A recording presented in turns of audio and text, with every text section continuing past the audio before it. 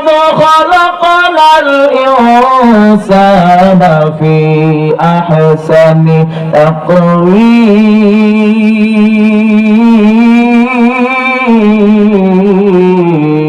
জোরে বলেন আল্লাহু আকবার আল্লাহ তাআলা ডাকতে পারে গোলাম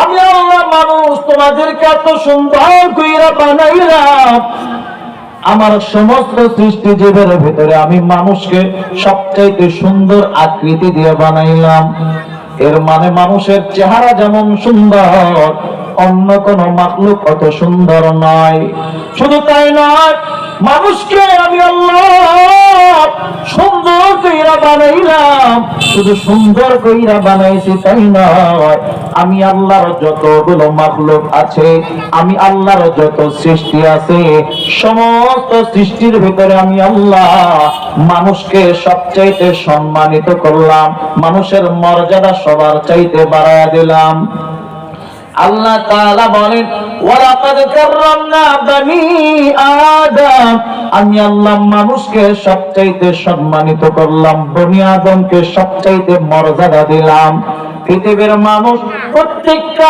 কাজের পেছনে একটা উদ্দেশ্য থাকে টার্গেট থাকে আমি আল্লাহ যে মানুষকে এত আদর কইরা বানাইলাম এর পেছনে আমি আল্লাহর একটা উদ্দেশ্য আছে সেই উদ্দেশ্যটা হলো আল্লাহ তাআলা বলেন ওয়ামা খালাকাতুল জিন্না ওয়াল ইনসা ইল্লা লিয়া'বুদুন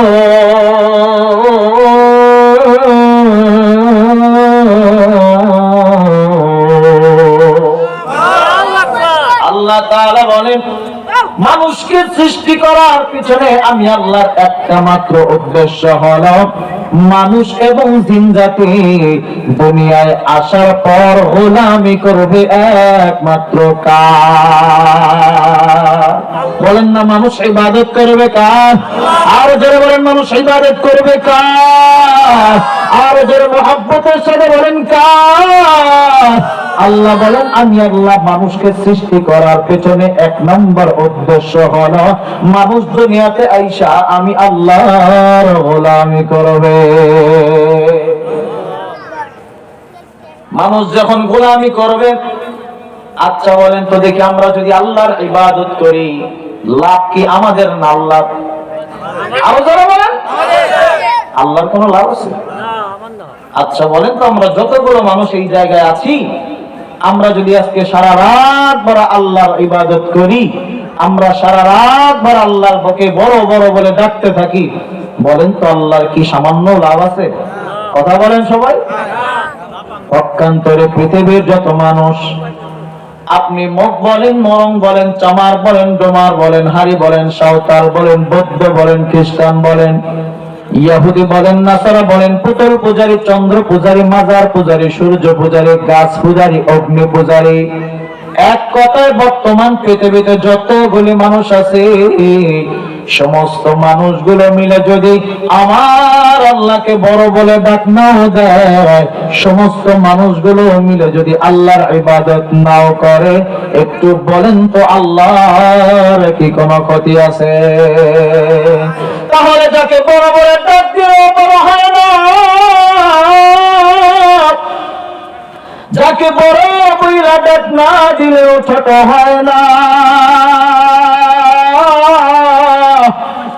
সে আল্লাহ কেন আপনার আমার সামনে বাড়ায় দিলেন বলতে পারে না আল্লাহর নবী কয় উম্মতরে তোমরা আল্লাহকে বড় বইলা ডাক দিলে আল্লাহ বড় হবে না ঠিক তোমরা আল্লাহকে বড় বইলা ডাক না দিলেও আল্লাহ ছোট হবে না ঠিক কিন্তু কোন বান্দা আর বান্দি যদি আল্লাহকে বড় বইলা ডাক দেয় কোন বান্দা আর বান্দি যদি আমার আল্লাহর ইবাদত করে আল্লাহ তাআলা খুশি হইয়া আসমান এবং জমিনের ভিতরে ওই বান্দা আর বান্দিকে বড় বানায় দেয় এজন্য ভাইরা আমার ইবাদত করতে হবে একমাত্র আল্লাহর জন্য যদি আপনি আমি ইবাদত করতে পারি রে ভাই আল্লাহ তাআলা অসংখ্য অগণিত পুরস্কার আপনাকে আমাকে দেবেন।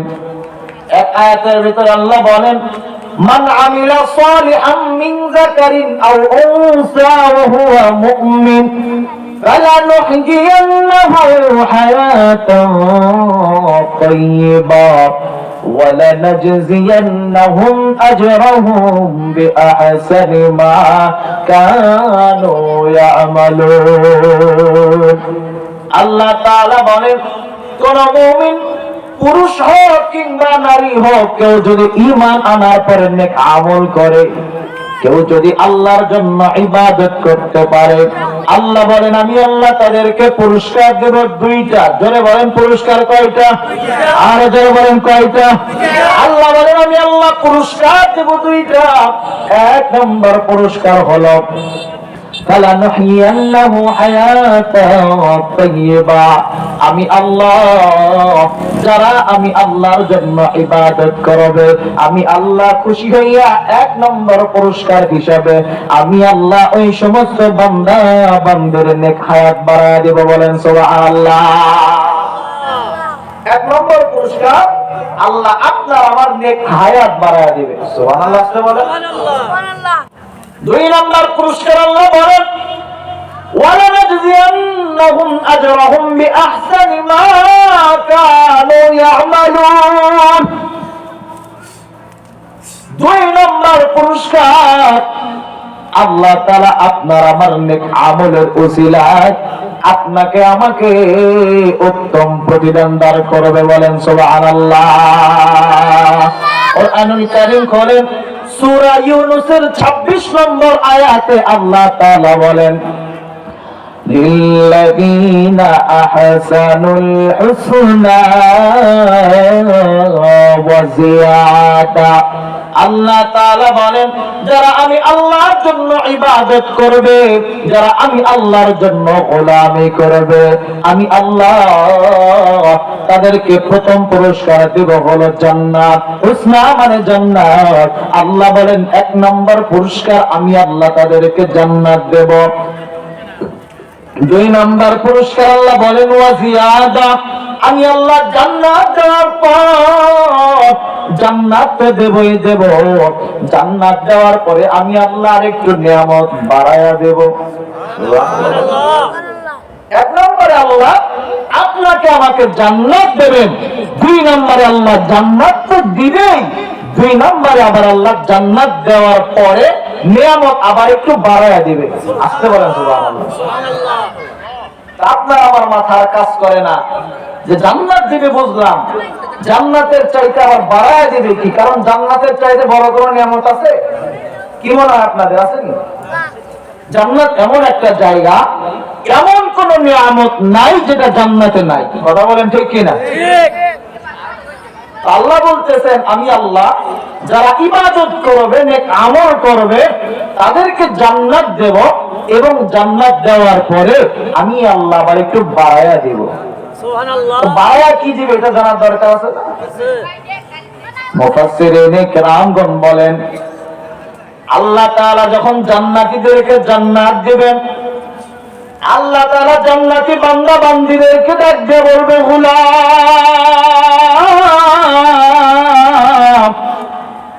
আমি আল্লাহ তোমাদেরকে জান্নাতের নিয়ামত দান করলাম। ওরে গোলাম বলো না তোমাদের আর কোনো কিছু দাবি আছে নাকি? বলো তো তোমরা আর কোনো কিছু চাওয়া পাওয়ার আছে নাকি? জান্নাতি ব্যক্তিগুলো বলবেন আল্লাহ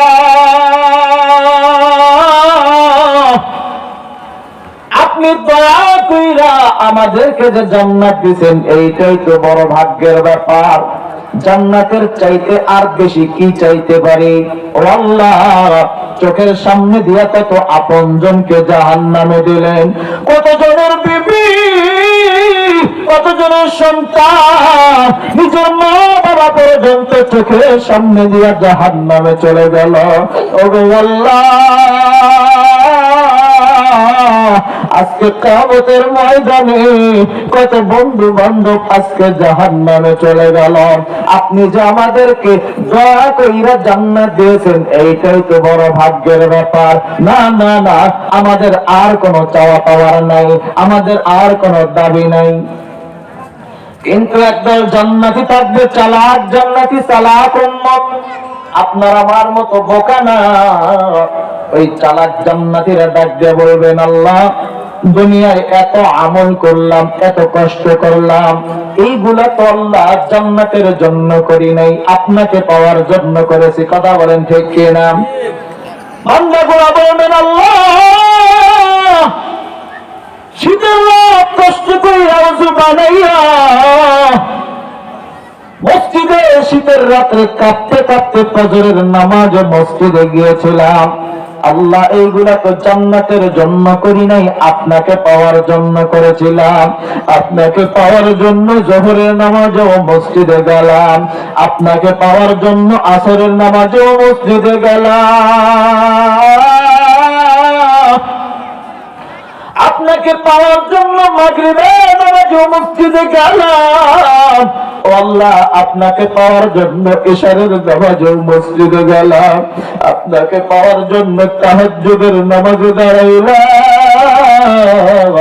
না না না আল্লাহ, আপনাকে তো পাইলাম না, আপনাকে তো পাই নাই। আপনাকে পাওয়ার জন্য কত ওয়াজের মাহফিলে গিয়ে বসলাম, আল্লাহ আপনাকে তো পাইলাম না। আপনাকে পাওয়ার জন্য টঙ্গীর ইস্তেমার ময়দানে গিয়ে 3 দিন দৌড়াইলাম, তাও তো আপনাকে পাইলাম না। আপনাকে পাওয়ার জন্য চরমনের ময়দানে গিয়ে 3 দিন দৌড়াইলাম, কিন্তু না আল্লাহ, আপনাকে তো পাইলাম না। আমার দয়া মাওলা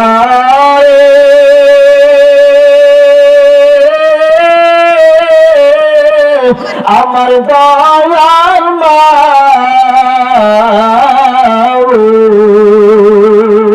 তোমাকে বুঝি আমি পাইলাম না, তোমাকে বুঝি আমি পাইলাম না। তোমাকে পাইবার আশে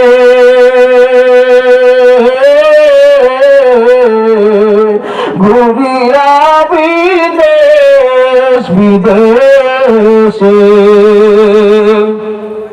চরমনার ময়দানে করলাম বিছানা, ওই টঙ্গীর ময়দানে করলাম বিছানা। কোথায় গেলে পাইব তোমার ঠিকানা? ওই জান্নাতি গুলো বলবেন, আল্লাহ দুনিয়ায় এত কিছু করলাম, ও আল্লাহ আপনাকে পাওয়ার জন্য করেছিলাম। না না না, আপনাকে তো এখনো পাই নাই। আজকে আমরা জান্নাত পাইছি আল্লাহ, কিন্তু এখনো আপনাকে পাই নাই। এই জান্নাত দিয়ে কি করব? যে জান্নাত পাইলে জান্নাতের মালিককে পাওয়া যায় না, এই জান্নাত আমাদের লাগবে না। আল্লাহ জান্নাতের কোনো প্রয়োজন নেই। আমরা বর্তমানে জান্নাতে বসে বসে জান্নাতের মালিক আল্লাহ আপনাকে সরাসরি দেখতে চায়। আল্লাহু আকবার বলেন। जन्नत तुम ज़ख्म से या रब क्या करूँ, आरज़ू है मैं तुझे देखा करो। गिल्मा जितने निअमत है तो सबसे बढ़कर निअमत दीदार को। बंदा गुलो बोलबेन अल्लाह জান্নাত তো পাইলাম, কিন্তু এখনো জান্নাতের মালিককে পাই নাই। আল্লাহ এখনো পর্যন্ত আপনাকে তো দেখতে পারি নাই। আপনাকে পাওয়ার জন্য দুনিয়া তো কষ্ট করলাম, আপনাকে তো এখনো পাই নাই। আবার আল্লাহ ডাকতে বলবে, ফেরেশতার দল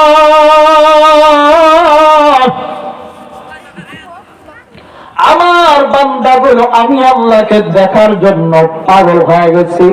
ওরে খ্রিস্টান দল, না না না, আর দেরি করিও না, আর দেরি করিও না, তাড়াতাড়ি আমি আল্লাহর নূরের পর্দাগুলো উঠাও। আমি আল্লাহ আর আমার বান্দাদেরকে মাহরুম করব না। আজকে আমি আল্লাহ আমার জান্নাতি বান্দাদের সাথে সরাসরি সাক্ষাৎ করব। তাহলে বললাম নেক আমল করলে লাভ, এক নাম্বার জান্নাত তো পাবেন, আবার জান্নাতের ভিতরে বসে বসে জান্নাতের মালিক আল্লাহকে সরাসরি দেখতে পাওয়া যায়। বলেন সুবহানাল্লাহ। এজন্য ইবাদত করার দরকার আছে না নাই? আরেকটু আস্তে বলেন। ইবাদত একটা ব্যাপক শব্দের নাম ইবাদত। মনে করি আমরা নামাজ, রোজা, হজ, যাকাত এইগুলাই মনে হয় ইবাদত। বলে না না, একজন মুমিন বান্দা হাসি দিবে তাও হবে ইবাদত, একজন মুমিন বান্দা কান্না করবে তাও হবে ইবাদত, একজন মুমিন বান্দা রাস্তা দিয়ে হাঁটবে তাও হবে ইবাদত, একজন মুমিন বান্দা কারোর সাথে কথা বলবে তাও হবে ইবাদত, একজন মুমিন বান্দা ঘুমায় থাকবে তাও হবে ইবাদত। মোট কথা, মুমিন বান্দার জীবনের প্রত্যেকটা কাজ ইবাদত হয়ে যাবে। এমনি না, এমনি না, দুইটা শর্তের বিনিময়ে। এক নাম্বার শর্ত হলো রিজা বিল মাওলা। মুমিন বান্দা যতগুলো কাজ করবে, মুমিন বান্দা যা কিছু করুক না কেন, সব কিছু করতে হবে একমাত্র কার সন্তুষ্টির জন্য? আরো যারা বলেন ইন্না সালাতি ওয়া নুসুকি ওয়া মাহইয়ায়া ওয়া মামাতি লিল্লাহি রাব্বিল আলামিন।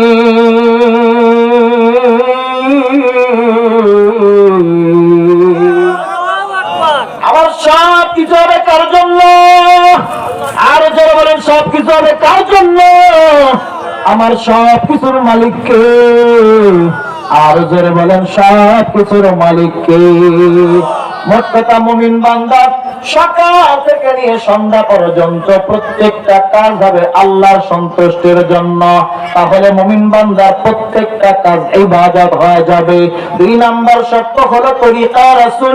মুমিন বান্দা যতগুলো কাজ করবে, মুমিন বান্দার প্রত্যেকটা কাজ হবে নবীর তরিকায়। মুমিন বান্দা খানা খাবে তো নবীর সুন্নাত তরিকায়। মুমিন বান্দার রাস্তা দিয়ে হাঁটবে তাও হবে নবীর সুন্নাত তরিকায়। মুমিন বান্দা ঘুমায় থাকবে তাও হবে নবীর সুন্নাত তরিকায়। মুমিন বান্দা কারোর সাথে কথা বলবে তো নবীর সুন্নাত তরিকায়। মোট কথা, মুমিন বান্দার জীবনের প্রত্যেকটা কাজ হবে সুন্নাত তরিকায়। তাহলে আপনার আমার জীবনের প্রত্যেকটা কাজের বিনিময়ে আল্লাহ আপনার আমার আমলনামায় সওয়াব লিখে দিবে। বলেন সুবহানাল্লাহ। সুন্নত है मेरे पेश नजर कल्ब में अल्लाह, सुन्नत है मेरे पेश नजर कल्ब में अल्लाह, रोजा मेरे आंखों में है दिल में काबा, रोजा मेरे आंखों में है दिल में काबा, नक्श कदम नबी के हैं जन्नत के रास्ते, अल्लाह से मिलाती है सुन्नत की रास्ते, अल्लाह से मिलाती है सुन्नत की রাস্তে। আপনি আমি যখন নবীর সুন্নাত তরিকায় সব কাজগুলো করব, তো আপনার আমার জীবনের প্রত্যেকটা কাজ ইবাদত হয়ে যাবে। আপনার আমার জীবনের প্রত্যেকটা কাজের বিনিময়ে আল্লাহ আপনার আমার আমলনামায় সওয়াব লিখে দিবে। সুবহানাল্লাহ। মুমিন মুসলমান ভাইরা আমার, এই ইবাদত শুধু নিজের মন মতো মন গড়া ভাবে করলেই চলবে না। কারণ আপনি আমি যদি ইবাদত মন গড়া অবস্থায় করি, আপনার আমার ইবাদত কিন্তু আল্লাহর দরবারে কবুল হবে না। আপনি সারা রাত ইবাদত করলেন, কিন্তু এমন ভাবে ইবাদত করেছেন আল্লাহর কাছে পছন্দ হয় নাই, কবুল হয় নাই, তো বলেন তো আপনার সারা রাতের কোনো দাম আছে? বলেন। আবার একজন ব্যক্তি মাত্র একটা মিনিটের ছোট্ট একটা আমল করছে, কিন্তু তার আমলটা আল্লাহর কাছে পছন্দ হয়েছে, তার আমলটা আল্লাহ কবুল করেছেন, বলেন তো তার 1 মিনিটের দাম কম না বেশি? আরো জোরে বলেন। এজন্য আমল করলেই কবুল হয়ে যাবে এই গ্যারান্টি নাই। বরং আমল করতে হবে আমলের মতো, এমন ভাবে আমল করতে হবে যে আমল আল্লাহর কাছে পছন্দনীয় হয়। কথা বলেন ঠিক কিনা? এজন্য আমল যে করবে, ইবাদত কবুল হওয়ার জন্য 3টা শর্ত আছে। একটু বুঝে থাকলে বলেন তো কয়টা শর্ত? সবাই বলেন, আরো জোরে বলেন। ইবাদত কবুল হওয়ার জন্য 3টা শর্ত। এই 3টা শর্ত মেনে যদি আপনি ইবাদত করেন, তাহলে আপনার আমার ইবাদত আল্লাহর দরবারে কবুল হয়ে যাবে। আর যদি এই 3টা শর্ত না পাওয়া যায়, আপনার আমার ইবাদত কবুল হবে না। তাহলে 3টা শর্ত জানা লাগবে না? কথা বলেন, জানার দরকার আছে না? মুমিন মুসলমান ভাইরা আমার, 1 নম্বর শর্ত হলো সহিহ নিয়াত। 1 নম্বর শর্ত কি? সবাই বলেন। এখানে তো ক্লাস চলতেছে না, মুখস্থ করেন। 1 নম্বর শর্ত কি? 2 নম্বর সঠিক নিয়ম। 2 নম্বর কি বললাম? 3 নম্বর হালাল খাবার। কি বললাম? 1 নম্বর কি? আবার বলেন। 1 নম্বর কি?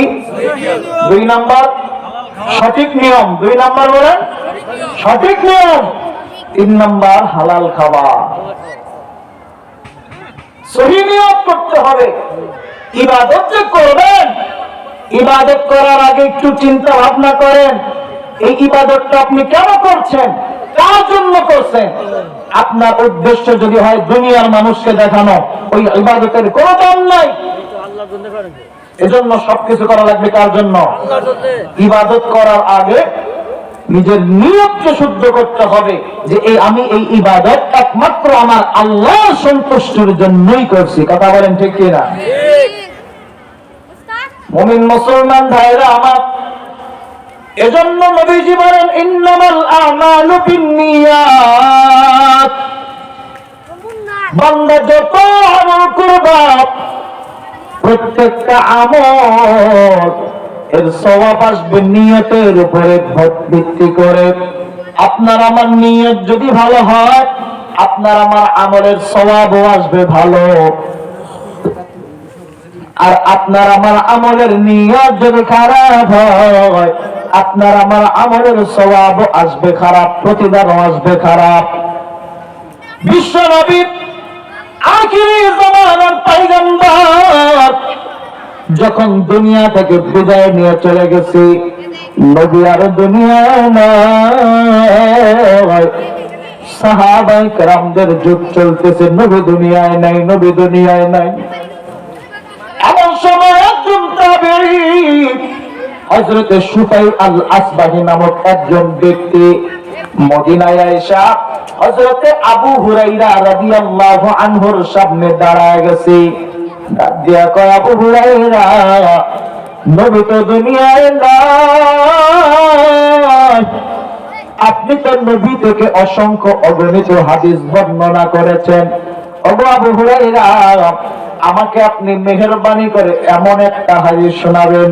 একটা মাত্র হাদিস আপনার কাছে শুনতে চাই, যে হাদিসটা আপনি সরাসরি নবীর জবান থেকে শুনেছেন। শুধু শুনেছেন তাই না, যে হাদিসটা আপনি নিজেও বুঝেছেন, যে হাদিসটা আপনি নিজেও জেনেছেন। সুবহানাল্লাহ বলবেন না? এমন একটা হাদিস শোনাবেন যে হাদিসটা নবীর জবান থেকে আপনি সরাসরি শুনেছেন। এমন একটা হাদিস আমি আপনার কাছে শুনতে চাই। হযরত আবু হুরায়রা ডাক দিয়া কয়, ভাই রে, আসলে আপনাকে এমন একটা হাদিস শোনাবো যে হাদিসটা আমি সরাসরি আমার নবীর জবান থেকে শুনেছি। এই কথা বলার পর হযরত আবু হুরায়রা বেহুশ হয়ে জমিনের ভিতরে পড়ে গেছে। মানুষেরা যখন ধরাধরি করে উঠে বসায় দিয়েছে, কিছুক্ষণ পর যখন আবু হুরায়রার হুঁশ ফিরে আসে, হযরত আবু হুরায়রা বলে, ভাই, এমন একটা হাদিস আপনাকে শোনাবো, যে হাদিসটা আমি সরাসরি আমার নবীর জবান থেকে শুনেছিলাম। এই কথা বলে হযরত আবু হুরায়রা আবার বেহুশ হয়ে জমিনের ভিতরে পড়ে গিয়েছে। আবার যখন হুঁশ ফিরে আসছে, ডাক দেয়া কয়, ভাই এমন একটা হাদিস আপনাদেরকে শোনাবো, যে হাদিসটা আমি সরাসরি নবীর জবান থেকে শুনেছি। এই কথা বলার পর আবু হুরায়রা আবার বেহুশ হয়ে গেছে। বলেন তো কয়বার বেহুশ হয়েছে? আরো জোরে বলে। কি এমন হাদিস হযরত আবু হুরায়রা, কি এমন হাদিস শোনাবে, যে হাদিসটা শোনাইতে গিয়ে আবু হুরায়রা 3 বার বেহুশ হয়ে গেলেন। না না না, কোনোভাবে তিনি হাদিসটা মুখে আনতে পারেন না, বেহুশ হয়ে পড়ে যায়। 4বার যখন হুঁশ ফিরে আসছে, আবু হুরায়রা ডাক দেয়া কয়,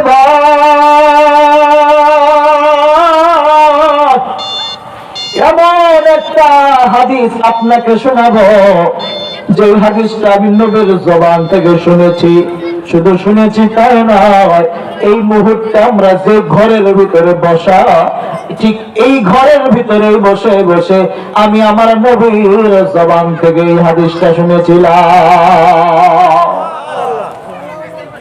আমার নবী আর আমি আবু হুরায়রা একদিন এই ঘরের ভিতরে বসা, আমার নবী ডাক দিয়া কয়, আবু হুরায়রা রে, তুমি কি জানো কিয়ামতের ময়দানে আল্লাহ সর্বপ্রথম কাদের বিচার করবে? কার বিচার আল্লাহ আগে করবেন? হযরত আবু হুরায়রা ডাক দিয়া বলে, পয়গম্বর, না না না, আমি তো জানি না, আপনি একটু মেহেরবানি করে বলেন না, কিয়ামতের ময়দানে আল্লাহ সর্বপ্রথম কাদের বিচার করবে? বিশ্বনবী ডাক দেয়া কয়, আবু হুরায়রা, ওই কিয়ামতের কঠিন ময়দানে আল্লাহ সর্বপ্রথম কোন কাফের, বেঈমান, নাফরমানের বিচার করবে না। না না না, সর্বপ্রথম ফিরআউন, নমরুদ, আবু জাহাল, আবু লাহাবের মতো বড় বড় জালেমদের বিচার করবে না। সর্বপ্রথম আল্লাহ যে 3 জন ব্যক্তিকে বিচার করার জন্য ডাকবেন, যে 3 জন ব্যক্তিকে ডেকে আল্লাহ আসামির কাঠগড়ায় দাঁড় করাবেন, 3 জন ব্যক্তির ভিতরে একজন ব্যক্তি ছিল আলেম। একজন আলেমকে আল্লাহ সর্বপ্রথম বিচার করার জন্য ডাকবেন। 2 নাম্বার ব্যক্তি হবে একজন দানশীল, দুনিয়াতে অসংখ্য অগণিত দান করেছিল। 3 নম্বর ব্যক্তি হবে একজন শহীদ, যে আল্লাহর রাস্তায় নিজের জীবনটা কোরবান করেছিল। এই 3 জন ব্যক্তিকে আল্লাহ ডাকবেন। সর্বপ্রথম ওই আলেমকে ডাকতে বলবেন, গোলাম, আমি আল্লাহ তোমাকে দুনিয়ায় কোরআনের জ্ঞান দিয়েছিলাম, কোরআনের ইলম দিয়েছিলাম। ওরে গোলাম, একটু বল, এই কোরআনের জ্ঞান পাওয়ার পরে তুমি আমি আল্লাহর জন্য কি করেছিলা? ওই আলেম ডাকতে বলবেন, আল্লাহ, আপনার দেওয়া কোরআনের জ্ঞান পাওয়ার পর এই কোরআন আমি মানুষদেরকে তেলাওয়াত করে শোনাইছিলাম, আমি মানুষদেরকে কোরআন থেকে ওয়াজ করে করে শোনাইছিলাম, মানুষদেরকে আমি দ্বীনের পথে ডেকেছিলাম, মানুষদেরকে কোরআনের বাণীগুলো আমি পৌঁছায় দিয়েছিলাম। আল্লাহ তাআলা জবাব দিয়ে বলবেন, গোলাম, মিথ্যা কথা বইলা কোনো লাভ নাই। তুমি দুনিয়া কোরআন শিখেছিলাম, মানুষদেরকে শিখাইছিলা, ঠিক আছে, কিন্তু তুমি এইগুলা আমি আল্লাহর জন্য করতে পারো নাই। তোমার উদ্দেশ্য ছিল মানুষ তোমাকে দুনিয়ায় বড় আলেম বইলা ডাকবে, মানুষ তোমাকে বড় কারি বইলা ডাকবে, মানুষ তোমাকে বড় মুফতি সাহেব বইলা বইলা ডাকবে, মানুষ তোমাকে বড় বক্তা বইলা বইলা ডাকবে। এই উদ্দেশ্যে তুমি এত আমল করেছিলা, তোমার দুনিয়ায় সম্মানের কোনো অভাব ছিল না। আজকে কিয়ামতের ময়দানে আমি আল্লাহর কাছে তোমার কিছুই না।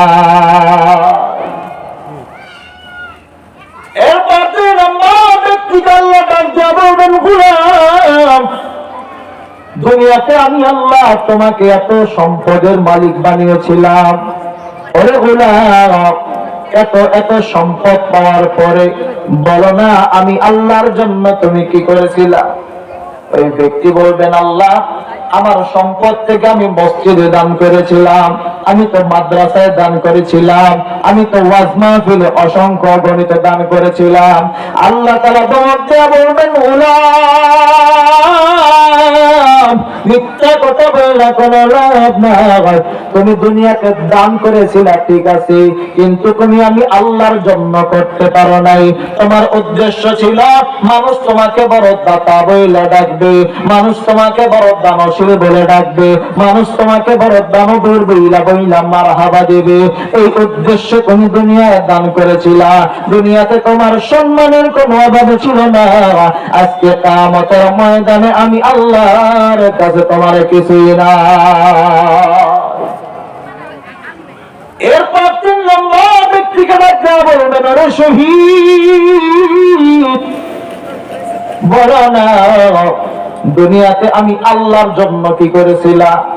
ওই শহীদ ব্যক্তি বলবেন, আল্লাহ আপনার দেওয়া জীবন পাইয়া আমি এই জীবনটা আপনার রাস্তায় দান করে দিয়েছিলাম। আমি তো আপনার দ্বীনের জন্য লড়াই কইরা শহীদ হয়ে গেছিলাম। আল্লাহ তাআলা ডাকতে বলবেন, মিথ্যা কথা বললাম নাই। তুমি দুনিয়ায় শহীদ হয়েছিলা ঠিক আছে, কিন্তু তুমি এটা আমি আল্লাহর জন্য করো নাই। তোমার উদ্দেশ্য ছিল মানুষ তোমাকে বড় বাহাদুর বইলা জানবে, এলাকার মানুষ তোমাকে বড় সাহসী যোদ্ধা বলবে, ইতিহাসে তোমার নামটা স্মরণার্থ করে লিখে রাখবে। এই উদ্দেশ্যে তুমি দুনিয়াতে শহীদ হয়েছিলা। দুনিয়ায় তোমার সম্মানের কোনো অভাব ছিল না। আজকে কিয়ামতের ময়দানে আমি আল্লাহর কাছে তোমার কিছুই না। নবীজি বলেন, আবু হুরায়রা এই 3জন ব্যক্তি এমন মানুষ, 1 নম্বর একজন আলেম, 2 নম্বর একজন দানশীল, 3 নম্বর একজন শহীদ। নবীজি বলেন, আবু হুরায়রা রে এই 3 জন ব্যক্তি এমন মানুষ যে 3 জন ব্যক্তির মাধ্যমে আল্লাহ কিয়ামতের ময়দানে সর্বপ্রথম জাহান্নামের আগুনকে উদ্বোধন করবে। বলেন নাউযুবিল্লাহ।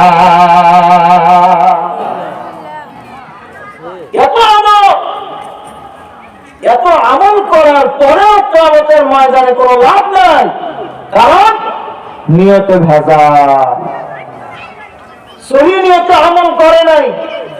যার কারণে এত আমল করার পরে কিয়ামতের ময়দানে অসহায়, কিয়ামতের ময়দানে বড় মুসাফিরের মতো অসহায়ের মতো অবস্থা, জাহান্নামে যাওয়া লাগবে সবার আগে।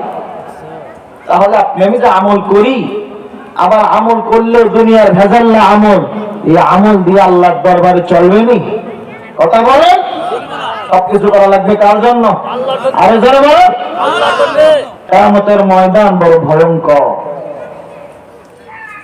বড়ই ভয়ঙ্কর ময়দান। হাদিসে আসছে কিয়ামতের ময়দানে মানুষগুলো যখন দাঁড়াবে, ডান দিকে তাকায় দেখবে জাহান্নামের আগুন,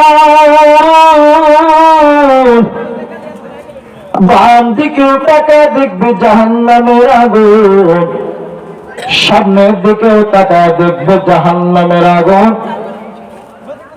পেছন দিকে তাকায় দেখবে জাহান্নামের আগুন।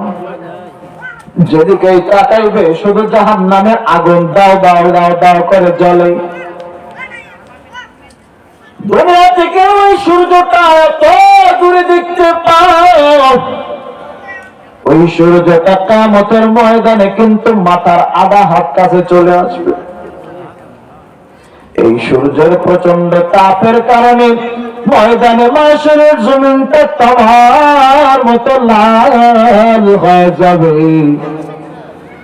সূর্যের তাপের কারণে মানুষের মাথার মগজগুলো টকবক টকবক করে ফুটতে থাকবে। যেদিকে তাকাইবে শুধু ভয়, শুধু ভয়।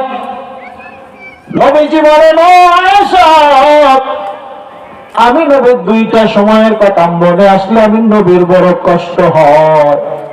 1 নাম্বার হলো আমি নবী যখন ইসলামের দাওয়াত নিয়ে প্রথমে যখন মানুষদের কাছে গিয়েছিলাম, ওই প্রথম যুগে মানুষরা আমাকে এত বেশি কষ্ট দিয়েছে আয়েশা, যেই সময়ের কথা মনে আসলে আমি নবীর কষ্ট সহ্য করতে পারি না। কারণ আমি নবীর মা নাই, বাবা নাই। ওই ইয়াতীম নবী কালেমা দাওয়াত দিয়ে কাফেরদের কাছে যায়, ওই কাফের বেঈমানগুলো দাওয়াত কবুল করে না, বরং আপনার আবার নবীকে কাফেররা আঘাত করে, নবীকে দৈরাম মাইট দেয়। যেই নবীর শরীর মোবারকে মশা মাছি পড়া হারাম, মশা মাছির জন্য আপনার আমার নবীর শরীরে বসার কোন অনুমতি নাই। অথচ ওই নবীর এত দামি শরীরে ওই কাফের বেঈমান বদমাশ গুলো নবীর শরীরে ঢিল নিক্ষেপ করে, থুতু নিক্ষেপ করে। ওরে মুমিন মুসলমান, নবী জীবনের আয়েশা, আমি নবীর ওই সময়ের কথা মনে আসলে বড় কষ্ট হয়। আর একটা সময়ের কথা মনে আসলে কষ্ট হয়, সেটা হলো কিয়ামতের ময়দানে মানুষগুলো যখন দাঁড়াবে, সমস্ত মানুষগুলো উলঙ্গ অবস্থায় আল্লাহর সামনে ময়দানে মাহশরে দাঁড়াবে। সবাই শুধু ভয়ে আতঙ্কে ইয়া নাফসি ইয়া নাফসি বলে চিল্লাবে। আম্মা জান আয়েশা বলে, পয়গম্বর, ওই সময় মানুষগুলো যে উলঙ্গ হয়ে দাঁড়াবে, মানুষদের কি লজ্জা লাগবে না? নবী বলেন, আয়েশা, লজ্জা আসবে কই থেকে? ভয়ের কারণে মানুষগুলো চোখটা খুলে তাকানোর মতো সাহস ওই দিন পাবে না। এজন্য বললাম কিয়ামতের বড় ভয়ঙ্কর। আপনারা পয়গম্বর কিয়ামতের ময়দানে নিজের চিন্তা বাদ দিয়ে আর নবী কিয়ামতের ময়দানে আপনার আমার জন্য পাগল হয়ে যাবে। সুবহানাল্লাহ বলেন না? নবী তো চেনেন না, আপনার আমার নবীর কত মায়া, সব নিজের জন্য ব্যস্ত ওই দিন। অথচ আপনার আমার পয়গম্বর সব বাদ দিয়ে উম্মতের জন্য ব্যস্ত হয়ে যাবে। আপনার আমার পয়গম্বর কিয়ামতের ময়দানে সিজদায় পড়ে আল্লাহর কাছে উম্মতের জন্য সুপারিশ করার জন্য ব্যস্ত হয়ে যাবে। উম্মতের জন্য নবী কিয়ামতের ময়দানে পাগল। অথচ ওই নবীকে না মাইনা আপনি কাকে মানেন? ওই নবীকে আপনি কেন ভালোবাসবেন না? বলেন তো, ওই নবীকে মানার দরকার আছে না নাই? আরো জোরে বলেন। যাহার আগমনে ধন্য, যাহার আগমনে ধন্য হলো জাহান কুর, সকল নবীর সেরা নবী মুহাম্মদ রাসূল, সকল নবীর সেরা নবী মুহাম্মদ রাসূল। নবী যদি না হইতো আসমান জমিন না বানাইতো, আসমান জমিন না বানাইতো। নবী যদি না আসিত কিছুই সৃষ্টি না করিত, কিছুই সৃষ্টি না করিত। যাহার রঙে রঙিন হলো, যাহার রঙে রঙিন হলো সকল মানব কুল, সকল নবীর সেরা নবী মুহাম্মদ রাসূল, সকল নবীর সেরা নবী মুহাম্মদ রাসূল। বলেন না সাল্লাল্লাহু আলাইহি ওয়াসাল্লাম। এজন্য কিয়ামতের ময়দানে যদি নাজাত পাইতে চান, কিয়ামতের ময়দানে যদি বিপদ থেকে বাঁচতে চান, নবীকে মানা লাগবে, নবীর সাথে সম্পর্ক মজবুত করা লাগবে। বিশ্ব নবী এমন নবী, সাহাবী একজন আয়েশা ডাক দিয়া কয়, পয়গম্বর, দুনিয়ার ভিতরে আপনার সাথে চলতে গিয়া এত কষ্ট করলাম, আপনার উপরে ঈমান আনার কারণে কাফেরদের তো মাইর খাইলাম, ওগো পয়গম্বর, দুনিয়াতে তো বিপদ আপদে সব সময় আপনাকে পাশে পেয়েছিলাম। ওগো পয়গম্বর, বলেন না কিয়ামতের ময়দানে যদি বিপদে পড়ে যাই, ও পয়গম্বর কিয়ামতের ময়দানে যদি মুসিবতে পড়ে যায়, একটু বলেন না কিয়ামতের ময়দানে কোথায় গেলে আপনাকে পাবো? সুবহানাল্লাহ বলেন না। নবীজির আপনার সাহাবী, আমি নবী বড় নবী, আমি নবী বড় মায়ের নবী, আমি দুনিয়ায় উম্মতকে ভুলি নাই, কিয়ামতের ময়দানেও আমি নবী উম্মতকে ভুলব না। তোমরা যদি কিয়ামতের ময়দানে বিপদের ভিতরে পড়ে যাও, একটা দৌড় দিয়ে তোমরা 3টা জায়গায় চলে আসবা। 3টা জায়গার কথা আমি নবী বলে যাই, এই 3টা জায়গায় যদি তালাশ করো, আমি নবী বললাম কিয়ামতের ময়দানে তোমরা আমি নবীকে সেখানে খুঁজে পাইবা। বলেন সুবহানাল্লাহ। কারণ নবীকে তালাশ করে পাওয়া লাগবে ওই দিন। কারণ আপনার আমার পয়গম্বর শফিউল মুজনিবিন কিয়ামতের ময়দানে গুনাহগার উম্মতদেরকে ধরে ধরে নবী আল্লাহর কাছে সুপারিশ করে করে নবী জান্নাতে ঢুকায় দেবে। আল্লাহু আকবার বলেন। আল্লাহু আকবার। এজন্য কিয়ামতের ময়দানে বিপদে পড়লে কার নাম নেওয়া লাগবে? আল্লাহর নাম নেওয়া লাগবে, নবীকে তালাশ করা লাগবে, নবীর নাম নেওয়া লাগবে। আল্লাহ আল্লাহর রাসূলের নাম ছাড়া আর কারো নাম চলবে? কথা বলেন। খাজা বাবার নাম চলবে নি? ভণ্ড বাবা, ল্যাংটা বাবা, থালা বাবা, তালা বাবা এগুলো চলবে? এই বাবা ভণ্ড বাবা এগুলো আপনাদের সমাজে আসেনি?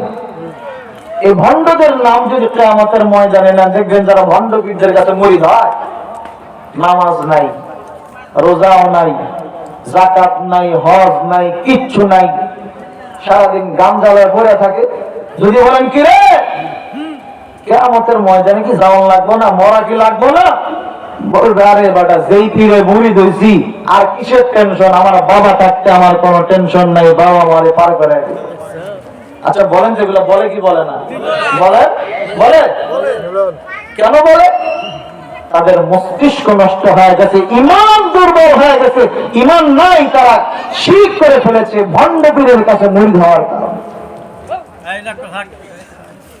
এজন্য কিয়ামতের ময়দানে বলে তারা যে আমাদের ভণ্ড বাবা থাকতে আর কোনো টেনশন নাই, যত বিপদ আপদ সব বাবা পার করে দিবে। নাউজুবিল্লাহ বলেন।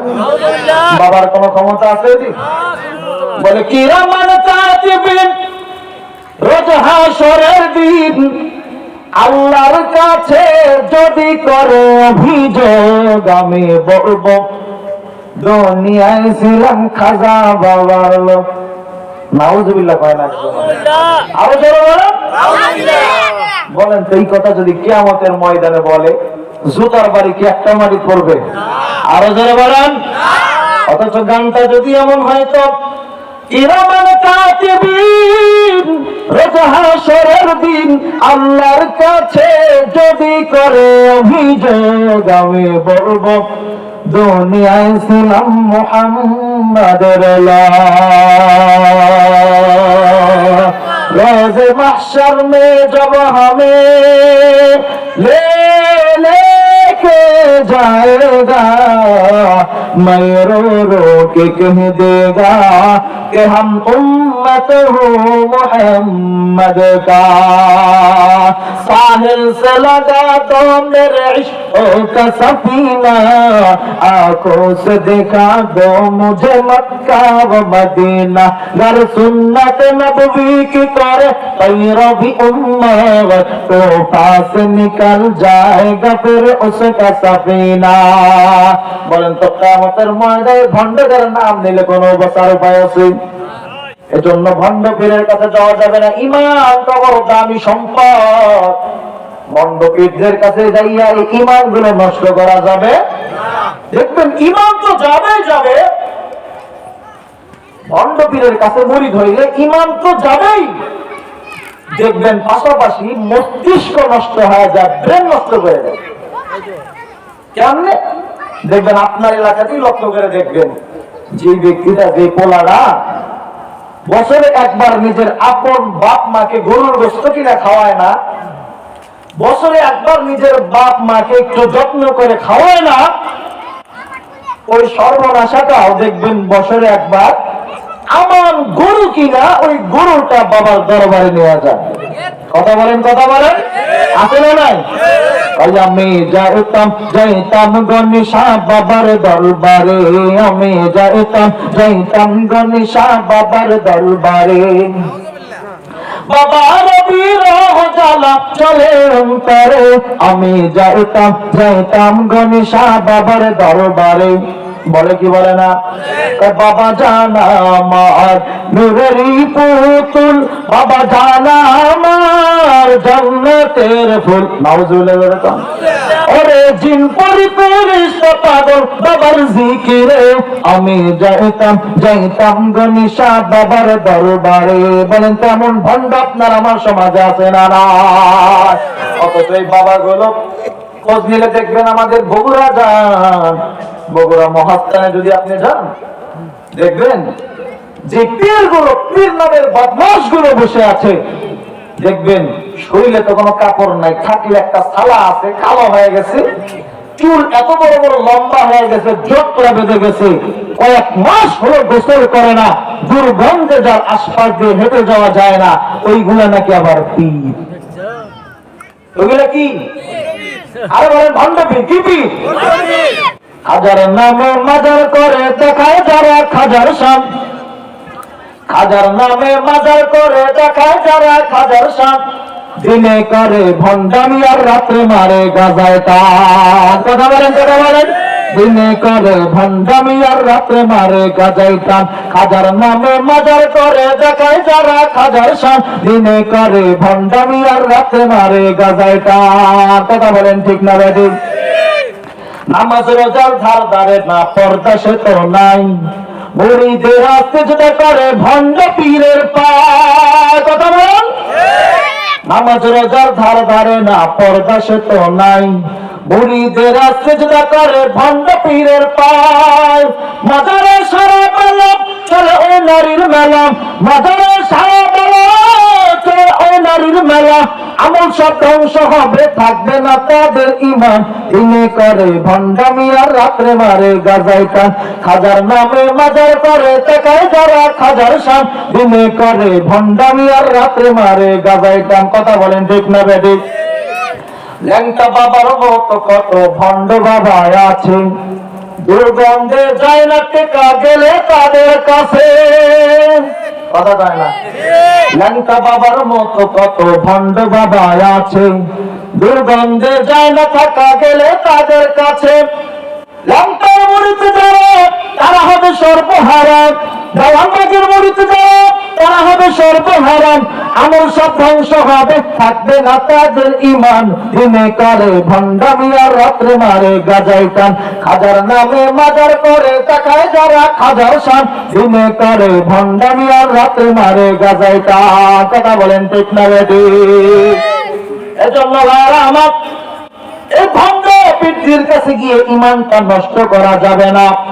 ও ভাই, কিয়ামতের ময়দানে কিন্তু এই বাবা কাবাগুলো আপনাকে বাঁচাবে না, বরং দেখবেন এইরকম হাজার হাজার বাবাদেরকে পায়ে জাহান্নামের শিকল লাগাইয়া উল্টা করে ঝুলা রাখা হবে কিয়ামতের ময়দানে।